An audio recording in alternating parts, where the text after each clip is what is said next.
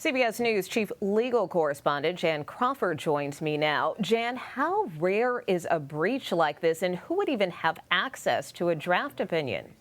Well, Nicole, I mean, it is so rare that we can say it's never happened before. And, you know, the court's been around for a long time. So to say something is unprecedented, has never occurred in history, that's what we're talking about today. Never before has a draft opinion, one that's not finished, it's the first draft, it's got a long way to go, has someone leaked such a thing to the media. And that's why you're really seeing kind of just these shockwaves going through Washington and the Chief Justice issuing such a strong statement today ordering an investigation into this leak. But, you know, as far as motives or who could have done that, I mean, and who had access to that opinion, I mean, these are pretty closely held. I mean, the justices, their law clerks, their assistants, perhaps a messenger or two who might have been circulating the opinion, someone who might have seen it on a desk. I mean, there's not a lot of people in that court right now. It's been closed to the public for 2 years, not that they would have had access up to the chambers anyway, but it's a pretty small group. And so that investigation ordered by the Chief Justice should be underway soon. And perhaps will give at least the court some answers.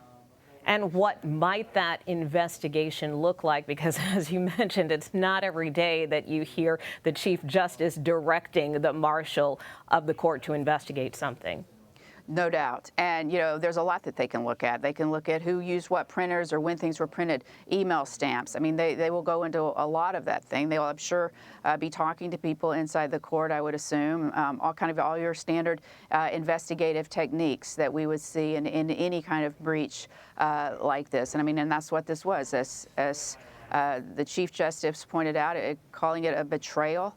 And a betrayal of trust of the court, and stressing that confidentiality is crucial to the Supreme Court and other courts as well, for example, to do their business. As you know, abortion rights have often been front and center at Supreme Court confirmation hearings. Justices Kavanaugh, Gorsuch, and Barrett all said they believed Roe v. Wade was settled law. Does Alito's early draft contradict that? No, I mean, because they were answering those questions during those hearings as appellate court judges, and that was boilerplate answers. And for those nominees, when they're asked, do you think Roe is settled law, they're going to say, yes, it is.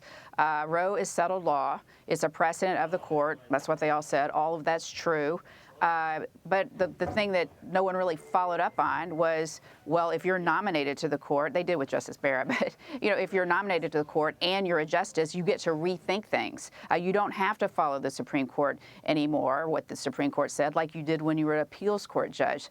So, you know, those follow-ups, you know, kind of raise the relevant questions. How would you as a justice view Roe, and would you see Roe as settled law? What they would have said then, though, is what all the justice nominees would say, which is, I can't talk about a case that might come before me. So, you know, those questions are stock questions at all confirmation hearings going back to 1993, since the court issued Roe, and they've always said, you know, if you're an appellate court judge, you consider Roe settled law. That doesn't mean that you're not going to rethink it once you get on the big court upstairs and you start getting to decide what the law is.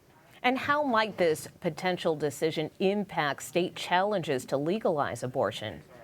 Well, we're going to see already. I mean, you've got states across the country, 26 states, in fact, are asking the Supreme Court to uphold that 15-week Mississippi ban. And you're seeing other states, dozens of other states, pass laws even more restrictive than that, including states that are looking out right now to ban abortion. Some of those laws will go into effect immediately if the court strikes down Roe. So you're going to have states in some of these Republican-leaning areas or conservative states that are going to greatly restrict or outright ban abortion.